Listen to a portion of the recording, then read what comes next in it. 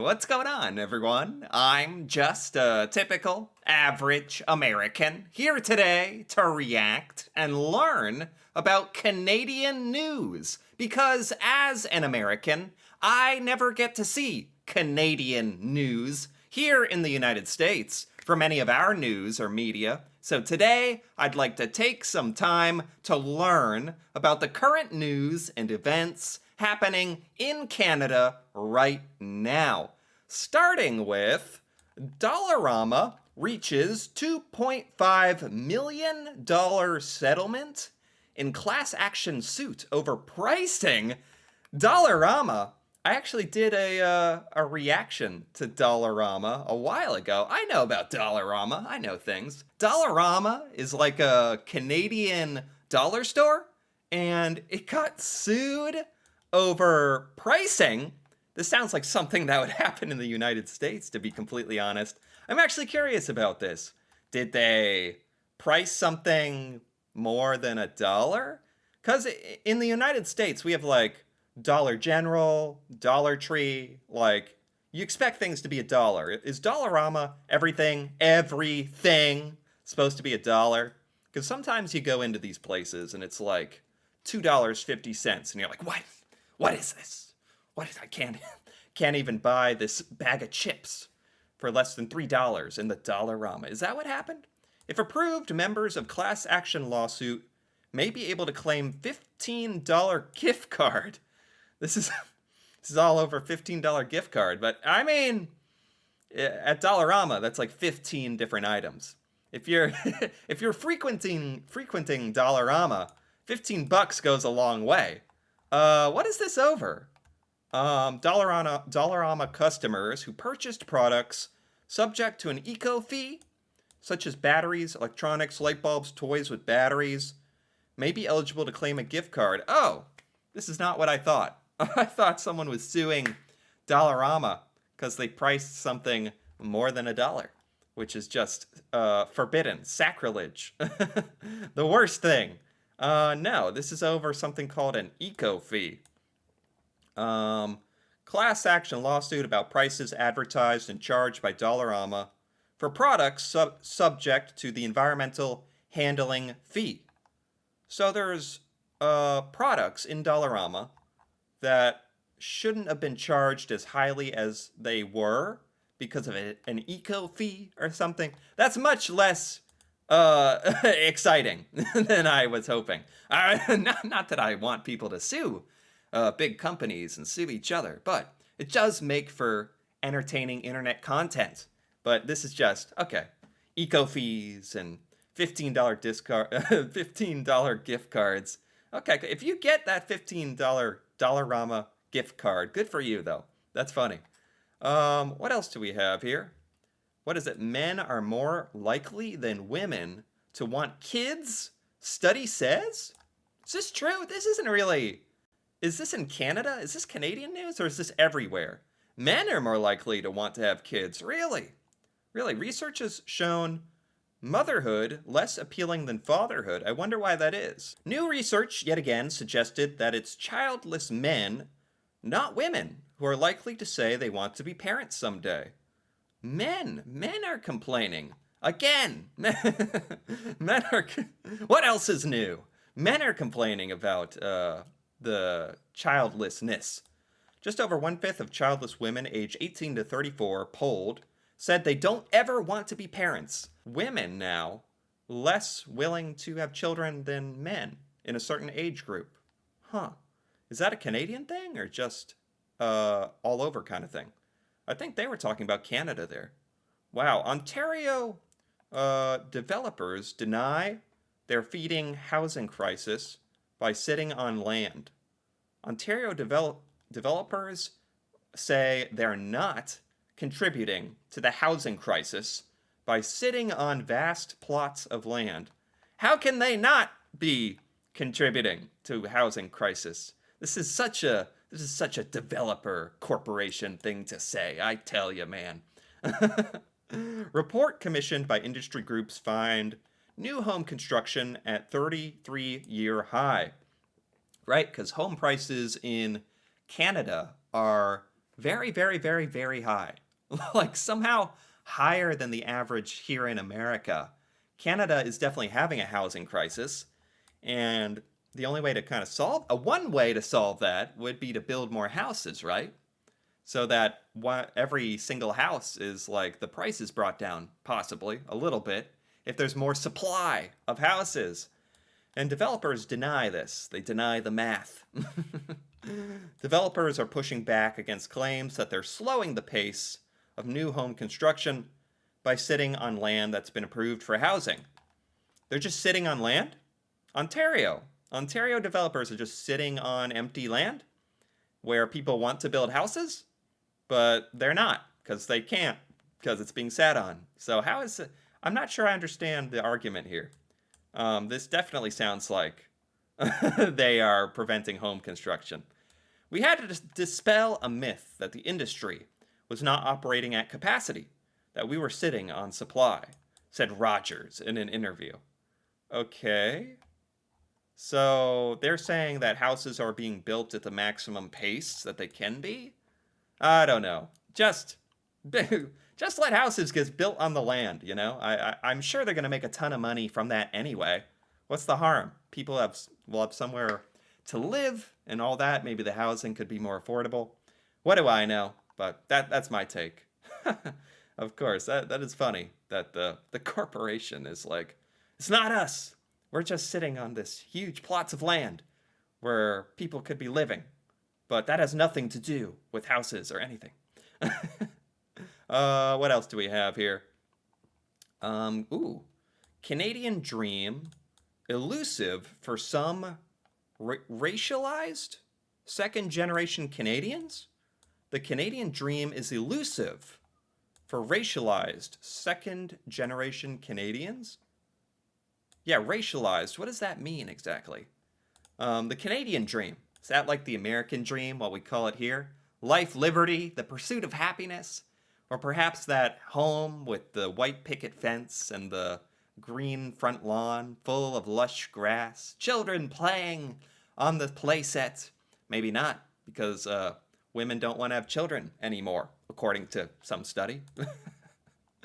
I exaggerate, of course.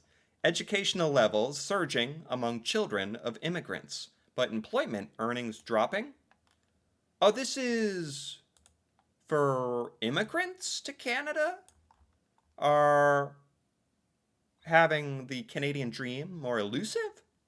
New research finds that the Canadian dream is proving elusive for some racialized second generation Canadians born in since the 1960s. This is second generation Canadians. These are the children of immigrants, possibly. Is the Canadian dream broken? Recent trends in equality of opportunity for the racialized second generation found that the educational attainment and employment earnings are not uniform across groups of racialized second generation Canadians. This is talking about like the opportunity to succeed, which, okay, that could be like part of the Canadian dream. The opportunities afforded to second generation Canadians are less now, while education levels have surged, but employment earnings were lower. What's the cause of this? These second generation Canadians are more educated but earning less. This study defines the Canadian dream for immigrants as equality of opportunity and a chance to achieve financial security. So is that not happening anymore? Even if the first generation lives in poverty, which certainly could be common, you know, if you're an immigrant going to a new country for the first time, maybe you're coming with nothing, forced to live in poverty in a new country, the next generation will be able to pull itself out of poverty, achieve economic success. But can they? I don't think the Canadian dream is accessible to everyone, said Rupa Banerjee. So is this based on like statistics and data? Man, we're much more multicultural. Yes, that is one thing I've heard many times about Canada. Very hospitable to immigrants and multiculturalism. But apparently, some of the children of immigrants are having a tough time achieving the Canadian dream. It's very sad. I'm not sure what the solution to that is. Sounds like they're giving this attention. I didn't see exactly what the cause was because these second generation Canadians are more educated, smarter, but earning less. Interesting. What else do we have here? With the Law and Order spin-off, Toronto finally gets its big break. Toronto is getting a TV show? Toronto getting to shine more often in movies, TV shows. Really? Is this Toronto? Is this in Law and Order? Yes, it's in Law and Order, Toronto. Oh, Law and Order Toronto. It's literally a show. It's Law and Order in Toronto. I see. Aha! Fans of crime procedurals, take note. Canada's Law and Order Toronto Criminal Intent. A spin-off. Debuts February 22nd. So that means this debuted. This this literally debuted like yesterday. Okay. Cool. I'm not a huge Law and Order watcher myself, but that's really cool that Canada is getting its own Law and Order spin-off, Toronto. Okay. I'm gonna look for that, like on the TV guide or something, if that's being shown here. That's cool. What else? It's the middle of winter, but more than 100 wildfires still smoldering? No, not this. Oh man, I was hoping this had come to a conclusion. I had learned about this months ago. You know, I remember when it was big news here in America, New York City covered in smoke. All the New Yorkers blaming Canada. Keep your smoke to yourself. Take it back. Trying to get their fans out and blow the smoke back. But it's really no joking matter. It's horrific. Tons of wildfires in Canada. I learned a bit about this, but that was months ago. But I'm actually kind of glad there's an update, because I kind of left that on a cliffhanger for myself. And now I see the update is not good. Or maybe it's good. Maybe 100 wildfires is a lot better than what was happening. But it's the middle of winter. More than 100 wildfires still smoldering. They're smoldering. That's not raging. That's not burning. They're smoldering. I feel like smoldering is better. Dry weather after record-breaking summer season kept fires going in western Canada. Yeah, it's smoldering even with snow. How is that even possible? What on earth? There's still 92 active wildfires in British Columbia, 54 in Alberta. Wow.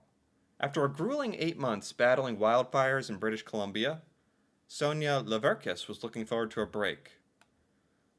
She worries it won't be long till she's fighting flames again. No. Wow, there's still over 100 active wildfires in British Columbia and Alberta. I had no idea about that. That's terrible. Oh, they simmer below the surface in the wintertime. They're called zombie fires. Or overwintering fires. You can't make this up. You don't just have to worry about fires anymore. Wildfires. Zombie fires now. You can't make this up. So these survive like in the winter under the snow? How is this possible? Oh my god, the dice are loaded. So these wildfires are going to become a huge problem again in the future? That's what they're worried about? Oh, the hot, dry conditions that contribute to powerful wildfires during the summer can lead to deep burning in carbon-rich soils? Really? A fire can simmer underground for days, weeks, or months? No way. After last summer's record-setting wildfire season. No way. That's terrifying. I had no idea about this. I had stopped hearing about this, probably because I'm in America and we don't report on this. But be that as it may, I hadn't heard any updates on the whole Canadian wildfire situation. I guess I had kind of hoped it had come to a conclusion or under control. And it seems like it's died down a lot. But these zombie wildfires seem like this problem is not over. It's not over, and that's pretty terrifying to hear and sad. Oh my gosh. What else do we have here? Let's take a look. Oh, many Canadians are fed up with shrinkflation. What's being done about it? Shrinkflation. It's when you like go to buy your favorite bottle of maple syrup, and it's gone from this big to this big, just a little smaller, just a tiny bit smaller, but you don't really notice. That's the part that kind of irks you, is that they shrink the bottle just enough so they hope you don't notice, but you do. You do notice a little bit.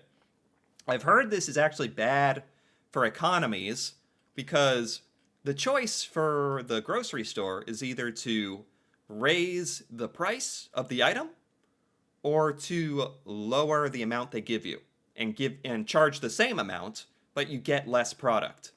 And grocery stores tend to choose to shrink stuff, shrinkflation, rather than raise their prices, which gives like the government's inaccurate readings on inflation and the price of goods and how Canadians are doing, like economically speaking. So this is like bad for many reasons. To shrink stuff rather than raise prices, because a lot of people don't even notice like inflation. And anyway, Canadians are fed up with shrinkflation. Good. What's being done about it? Several countries are introducing regulations. Right, right. I've actually heard a little bit about this in regard to the United States, because this happens here as well. Look at this. Canadian consumers call for shrinkflation. What is this? Maybe I can play this. Pepper Brooks was upset when she discovered the new bottle of Dawn she bought contained 10% less dish soap than an older bottle in her cupboard. Mm-hmm. Even so, both bottles cost the same. Well, I'm not happy Yep. about it because there was like no notification. There wasn't anything to tell me as a consumer that I'm getting less.